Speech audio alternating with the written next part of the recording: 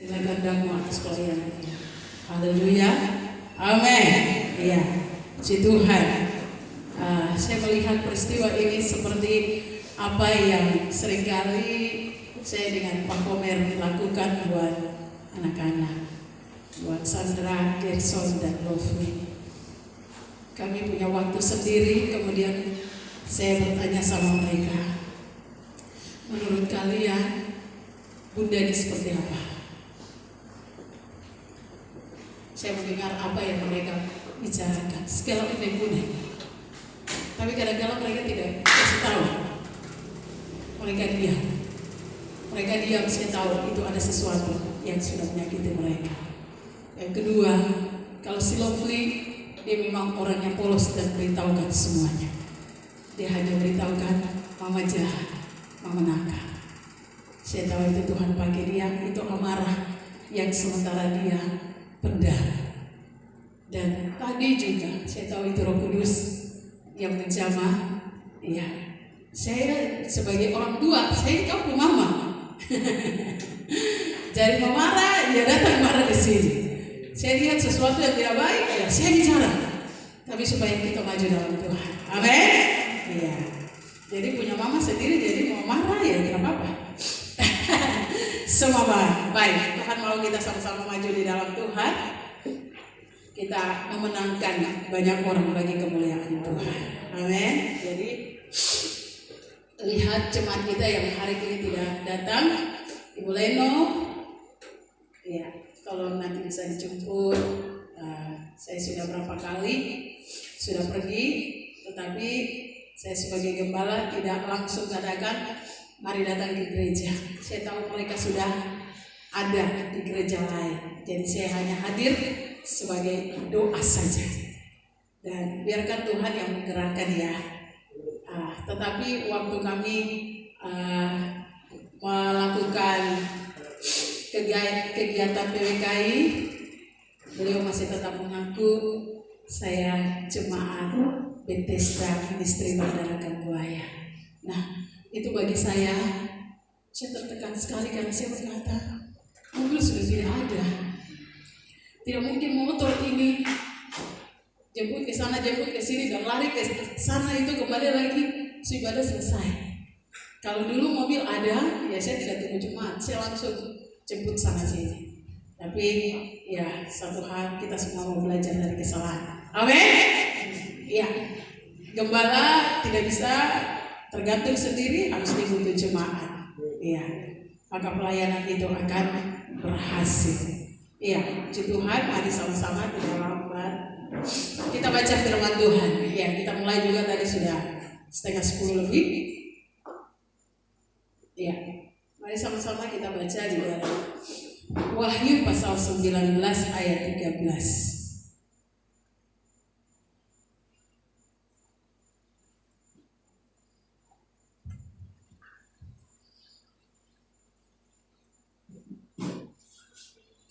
Oke, mari untuk menghormati firman Tuhan, sama-sama kita bangkit berdiri dan kita membaca firman Tuhan.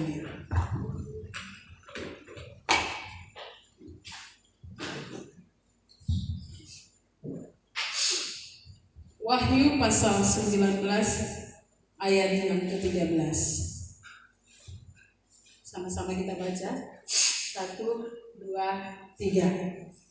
Dan ia memakai jubah yang telah dicelup ke dalam udara, dan namanya ialah Firman Allah. Silakan Bapak Ibu duduk kembali.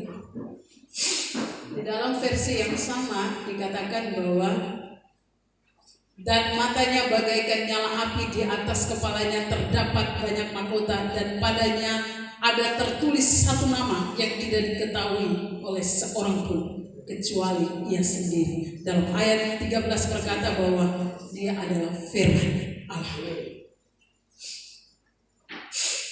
Yang menjadi judul renungan saya pada saat pagi hari ini, di manakah engkau menaruh firman Tuhan itu?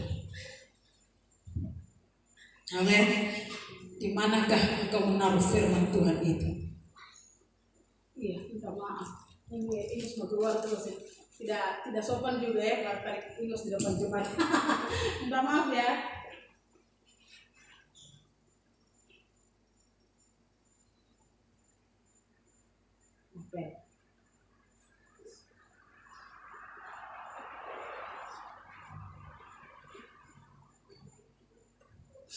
Oke, ya jemaat lihat masih ada tai hidung lagi kan? Ingus keluar terada. Oke, puji Tuhan. Ya, kitab ini menunjukkan bahwa jubah itu sudah berlumuran darah. Dia adalah Yesus Kristus. Amin. Dia adalah firman Tuhan. Di dalam Yohanes juga berkata bahwa pada mulanya ia adalah firman. Yang tadi saya berkata, di mana kita taruh firman? Jadi berdebu atau kita taruh di hati kita? Seperti semalam waktu kaum pria, saya beritahukan saya dengan Pak Homer punya satu pegangan hidup. Sekalipun kami mengalami masalah bertubi-tubi, saya bilang begini, Pak, baca Alkitab karena itu dia Allah. Sekalipun kau jauh, baca itu Alkitab karena dia itu Tuhan. Dia akan memberikan petunjuk bagi kau. Jangan pegang HP lebih dari itu. Pegang firman Tuhan. Dan saya bersyukur sampai hari ini kami masih kuat. Dulunya untuk baca firman Tuhan Pak Homer kurang. Tapi pernyataan itu saya terus kasih tahu, Pak, ingat, Tuhan dia tidak ada di surga. Dia ada di antara kita. Dia ada di hatimu dan dia ada di hatiku. Kalau dia ada di hati kita, berarti kita baca dia. Karena itu dia. Kita mau sukses, baca itu dia. Karena dia yang satu waktu akan menghakimi kita.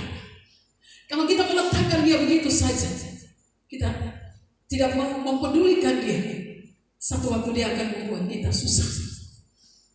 Karena kita anggap dia biasa. Amin. Nah, kalau kita meletakkan firman Tuhan itu sembarang, ya seperti yang ada di pastori, yang buat kita lupa tentang semua, kita susun saya di situ. Nanti anak-anak sekolah minggu mau baca baru lari, kan? Saya kasih tahu sama Sandra, Nandra, nanti kau mau berangkat ke Bandung, tapi mama lihat sampai hari ini kau anak gembala juga pemas baca kita.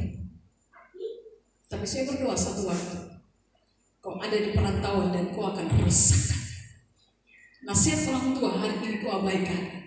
Tapi satu waktu kau ada di sana dan kau akan ingat semua apa yang dikatakan oleh mama. Tegas. Kau mau terima atau kau mau tidak terima.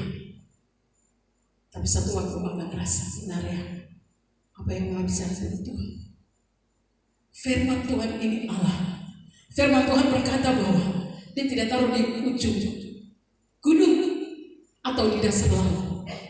Karena tidak satu orang pun yang jago menyelam, ya dia pergi ke sana dia ambil untuk dia. Yang jago mendaki dia bisa pergi ambil untuk dia. Tapi firman Tuhan ini tidak jauh. Dia dekat di hati kita. Dia dekat di mulut kita. Supaya apa? Pada waktu engkau mendapatkan masalah, bukan ketakutan yang engkau perbesarkan, tapi memperkatakan kebenaran firman Tuhan. Amin. Waktu engkau sakit, perkatakan kebenaran firman Tuhan. Bahwa sakit penyakit ini tidak membawa kepada kematian, tetapi membawa kepada kemuliaan Tuhan. Amin. Firman Tuhan itu bergema di hati kita dan kita akan kuat. Kalau tidak punya uang, kasih tahu firman Tuhan. Filipi pasal 4 ayat 13 dan ayat 19. Dibilang apa ayat 19? Allahku akan memenuhi segala keperluanku menurut kekayaan dan kemuliaan-Nya di dalam Yesus Kristus. Kenapa? Karena setan pasti akan mendikte pikiran kita. Supaya apa? Firman Tuhan yang kita baca itu menjadi hilang. Padahal itu Tuhan sendiri. Mulai hari ini saya mau kasih tahu sama firman jemaat semua, baca Alkitab. Karena ini Allah yang ada di hidup rumah tangga kita, yang kita abaikan, taruh dia tangga ruang saja, taruh di sana, taruh di sana sini. Itu Allah. Dijual dengan harga berapa? 120.000. Yang lebih bagus lagi 130. Yang lebih bagus lagi ada yang 1 juta. Tapi 1 juta juga terus tetap bilang, aduh terlalu mahal. Beli yang kecil saja. Yang kecil sekali, aduh terlihat. Kasih sama orang lain yang mata besar. Tapi ingat baik, firman Tuhan ini Allah yang kau beli dan kau tinggalkan begitu saja. Itu Allah, Dia yang mati dan Dia yang memberikan yang terbaik buat kita. Yang seringkali kita salah mengerti tentang apa yang Dia buat dalam hidup kita. Sebagai orang percaya, di manakah kita meletakkan firman Tuhan ini? Kalau hari-hari ini kita meletakkannya salah, mari taruh dan hargai firman Tuhan. Kita orang Kristen ini, kalau datang sembahyang itu ya termasuk saya juga, taruh Alkitab di bawah saja. Coba lihat orang muslim, Alkitab itu ada tempatnya, ditaruh. Bahkan mau diletakkan atau diangkat cium-cium.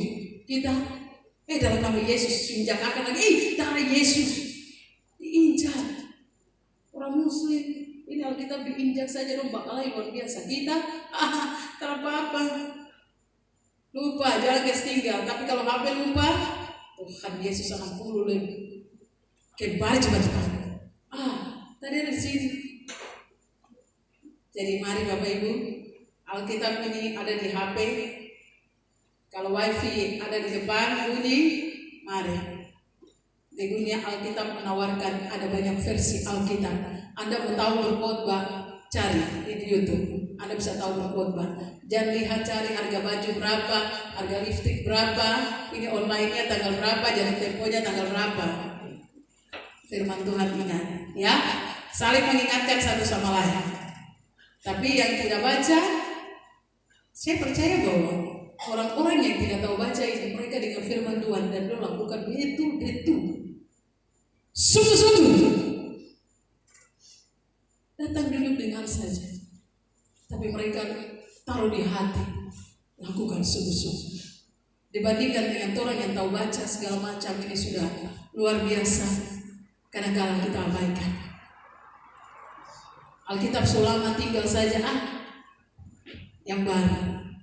Tapi ingat, Alkitab ini adalah Allah. Kembalikan dia kepada posisi yang baik dan terhormat. Amin. Kembalikan posisi kebenaran firman Tuhan ini di tempat yang terhormat. Kalau engkau mau dihormati, baca semua rahasia isi hati Tuhan ada di dalam sini. Jangan minta kau mengerti dulu, Roh Kudus akan kasih mengerti. Pada waktu nanti engkau dapat masalah, firman Tuhan ini Roh Kudus akan mengingatkan kita. Benar Tuhan. Pada waktu dalam masa terjepit ini, Tuhan akan pakai orang untuk datang duduk menyaksikan kebenaran Tuhan. Amin. Saya menyaksikan buat jemaat. Sampai hari ini Pak Umar masih ada di Manokwari, tapi saya bisa percaya. Saya selalu berkata begini, Pak, ingat baik-baik. Orang yang diuji berulang-ulang ditetapkan Tuhan menjadi pemimpin. Amin. Saya katakan, pada waktu siapa Daniel menjadi orang terbesar, orang nomor 2, menjadi penasehat di berapa provinsi yang ada. Tetapi karena iri hati, orang masukkan dia dalam penjara sekalipun dia melakukan kebenaran. Tapi ingat, kebenaran tetap kebenaran. Amin. Makanya sering kali saya terus kalau kamu dalam masa terjepit, saya katakan, Pak, ada Tuhan, ada Allah di dekat engkau. Cari dia, masuk ke kamar, baca dia, konsentrasi sama Tuhan. Pada waktu engkau tidak bisa bikin apa-apa, Tuhan akan kasih hikmat. Amin. Mari semua orang percaya, anak-anak Tuhan, engkau menjadi seperti apa kalau hari ini terjadi masa sulit yang masih ditunda-tunda. Tandanya Tuhan mau.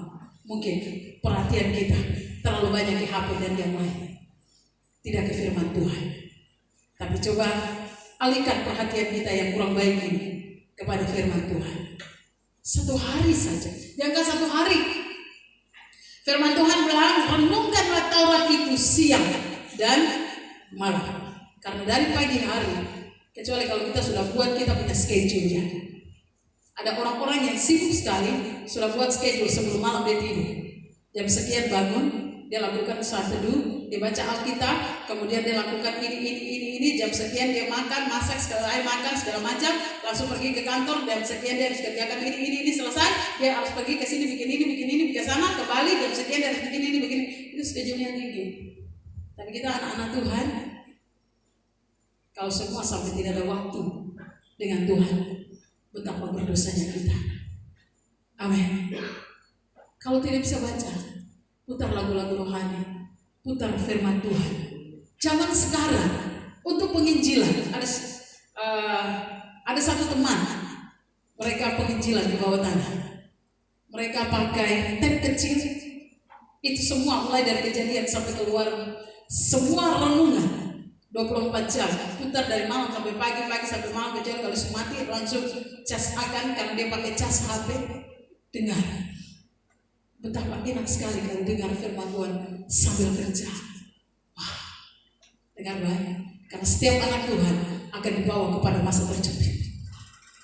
Engkau jujur sekali, akan ada orang yang akan membuat engkau semakin menjadi, engkau semakin bertanya-tanya, saya jujur kok jadi begini, baru maunya apa? Saya jujur. Kalau tidak jujur, engkau ada di posisi itu. Tapi kalau engkau jujur, lagi serkap. Tapi ingat baik, saya mau kasih tahu buat anak-anak Tuhan, sekalipun engkau lengser, Tuhan tahu tempat itu memang bukan layak untuk kamu. Ada tempat yang terbaik. Amin. Satu waktu Bupati PJ Bupati Sorong, beliau sudah ikut tes semua lengkap, sudah ditelepon untuk ukur baju. Siapapun dia dalam kondisi itu pasti akan gila atau stres. Untuk pelantikan, beliau sudah ada di dalam mobil sambil tunggu untuk nanti nama-nama dibaca untuk maju ke depan untuk dalam kurun waktu hanya berapa detik saja sudah pakai baju resi menuju ke tempat pelantikan, baru masuk ke depan pintu, namanya tidak ada. Malunya luar biasa, apalagi orang yang malu, harga diri. Malu. Beliau pulang dan bilang, Tuhan ini ada di mana? Saya tidak percaya sama Tuhan. Tuhan, saya malu sekali. Tapi istrinya berdoa setiap hari. Jam 12 malam dia naik di mana-mana mereka punya mesbah Tuhan. Dia ambil itu trompet, kemudian dia berdoa, dia tiup dan lain sebagainya sebagai tanda mengorak semua tempat yang ada, membuat satu nasar bahwa Tuhan tidak pernah tinggalkan. Dan kemudian mereka telepon sama saya, mereka katakan, Mama Pendeta bisa datang. Oh iya,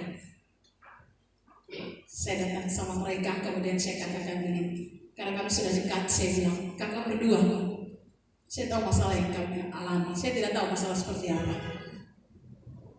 Karena sudah dianggap sebagai keluarga, saya hanya bilang begini, kakak, sekarang kakak yang putuskan, kakak mau stres atau mau gila. Tapi satu saja, Tuhan izinkan hal itu. Kakak tidak layak di posisi itu. Kakak duduk di situ, nanti kakak sakit dan sampai mati. Karena itu diperebutkan oleh orang. Tapi ada satu tempat yang nanti kakak dapatkan. Mungkin hari ini kita tidak tahu, tapi tempat itu cocok buat kakak. Puji Tuhan, hanya bicara begitu kami berdoa. Dan puji Tuhan, istrinya berdoa, anak-anaknya juga berdoa, mereka di sana Tuhan pakai dengan luar biasa. Nah, puji Tuhan, pada waktu beliau dilantik, saya katakan, Kak, posisi ini yang Tuhan mau. Memang waktu itu kau dipermalukan. Tuhan sengaja mengizinkan hal itu. Tapi hari ini Tuhan buktikan Dia bertanggung jawab atas masa depan kita. Amin.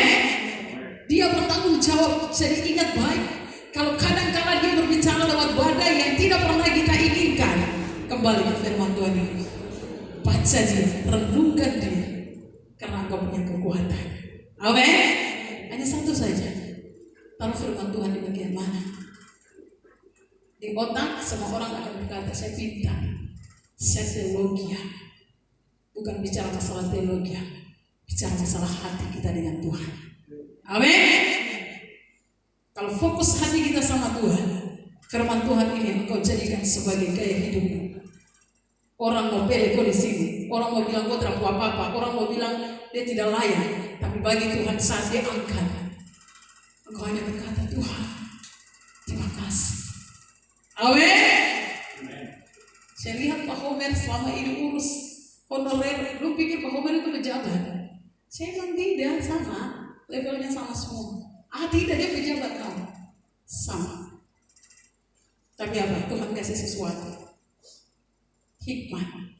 Bahkan sampai gubernur dengan apa yang Pak Homer kasih masukan. Begini Bapak, kalau kita menghadap kita harus berbicara begini. Beliau ikut. Bahkan sampai ke Mendagri yang menjadi kepala BKD, mereka anggap itu Bapak Homer yang jadi kepala BKD. Karena semua Bapak Homer yang bicara maksudnya begini menurut pasal sekian. Dalam hati saya berkata, Tuhan saya bangga dipegang firman Tuhan setiap pagi subuh. Dia sudah bangun dan baca Alkitab. Saya bilang Tuhan saya bangga. Dulu untuk pegang Alkitab dia sibuk tidak ada waktu. Tapi belakangan tahun-tahun ini saya memperhatikan suamiku. Baca firman Tuhan. Baca firman Tuhan. Kalau di sini saya telepon, dia hanya berkata, jangan ganggu. Saya punya waktu dengan Tuhan. Wow. Tapi sementara dalam masa terjepit. Ingat, orang percaya engkau dalam masa terjepit. Ini Yesus ada sama-sama dengan kita. Baca dia. Karena setan tidak mau lihat anak-anak Tuhan itu berjalan tepat. Ingat, kita semua sudah berjalan mengambil keputusan jalan maju dengan Tuhan. Ini sudah bertahun-tahun, sangat lama perjalanan kita dengan Tuhan. Kemudian Anda mau balik ke belakang, ingat ada setan yang siap. Mari. Terus satu komplot, mari. Polisi. Tapi Tuhan, semakin kita mau ke kiri, ke kaki kanan, dia akan hajar kita kejar. Dia akan hajar, maju. Sampai kita temukan di sana masa depan kita yang terbaik. Amin. Itu sering kali tuh Bunda bilang, Bunda, maaf. Ibu Gembala bilang, ya tulis berapa kali. Ibu Gembala bilang, hari ini keluargamu pas-pasan, tak apa-apa. Menurut orang, keluarga tak apa-apa bu. Tapi ingat, firman Tuhan ini beritakan itu dalam keluarga, suruh baca. Besok mereka yang akan menjadi anak-anak yang mengangkat derajat keluarga. Amin. Mereka akan menjadi orang-orang yang hebat, yang dipercayakan Tuhan. Karena imanmu sungguh-sungguh kepada Tuhan. Silakan orang mau bilang apa. Orang tua telah sekolah tinggi saja mau silakan itu perkataan. Tapi firman Tuhan pegang itu sungguh-sungguh. Satu waktu engkau akan terkejut dan melihat anaknya jadi gubernur, anaknya jadi bupati, anaknya jadi orang hebat. Kemudian mulai telusuri keluarga, ini darah ini susu ini susu sana, ini darah ini marga sana. Oh, semua aliran ini ikut semua dia saja. Tapi tidak tahu waktu dalam masa susahnya adakah keluarga-keluarga ini lihat? Tidak. Tapi karena kita punya waktu dengan Tuhan, baca firman Tuhan ini. Di dalam firman Tuhan, di dalam perjanjian baru, di situ ada satu jemaat Tuhan yang setiap hari itu jemaat di Berea. Waktu itu saya pikir satu waktu kalau nanti punya jemaat sendiri, saya kasih nama Berea. Ternyata tidak. Tuhan sudah kasih nama gereja ini duluan dalam penglihatan. Tapi satu waktu kalau kita punya gedung, kasih nama Berea. Kenapa? Berea tempat di mana orang-orang yang suka merenungkan firman Tuhan. Siang malam masukkan segala macam orang mau datang kasih tahu begini. Mereka renungkan firman Tuhan siang malam. Mereka tidak mudah sekali terjerumus ke orang bilang ini tidak. Segala sesuatu mereka lihat dari firman Tuhan. Firman Tuhan berkata begini. Tidak, firman Tuhan berkata itu jemaat yang ada di Berea. Dan sebagai gembala saya punya satu pengharapan. Mari jemaat maju dalam Tuhan. Kondisi hari ini biasa menurut Tuhan. Jangan sampai kita yang buat meledak. Ya, saya lihat Love ini kalau dia lihat Pak Jimmy Lali kalau sudah ada di situ, dia suka berdiri di depan baru dia bilang apa? Wah, apa itu? Pica meledak gitu. Dia ganggu Jimmy Lali di sebelah. Kadang-kadang dia tahu dong ada duduk di situ udah pakai mic di sini baru dia baca pica meledak. Mari Situasi sakit penyakit jangan sampai kita yang membuat picak meledak. Baca Alkitab. Karena mau sembuh ada di dalam firman Tuhan. Perkatakan itu. Ini Allah ada di rumah kita. Amin. Aja toko saja yang dipakai jual. Kita yang tertarik beli, dia datang taruh di saja. Nanti hari Minggu baru cari. Kita beli udah di mana itu, coba lihat, mungkin ada di Kejadian di sebelah sana kafe. Karena tuh tidak pernah baca. Tapi ingat, Tuhan Allah ada di dalam rumah. Taruh dia, abaikan dia kan. Baca dia. Tuhan Yesus memberkati kita semua. Di siang hari ini tidak terasa kita sudah jam 12 lewat. Tapi Tuhan mau sesuatu yang luar biasa. Mari kita tunduk kepala dan kita berdoa. Terima kasih Tuhan buat hari ini. Engkau buat satu perkara yang hebat buat kami. Kami manusia terbatas, tapi Tuhan mau supaya kami diperbaharui manusia.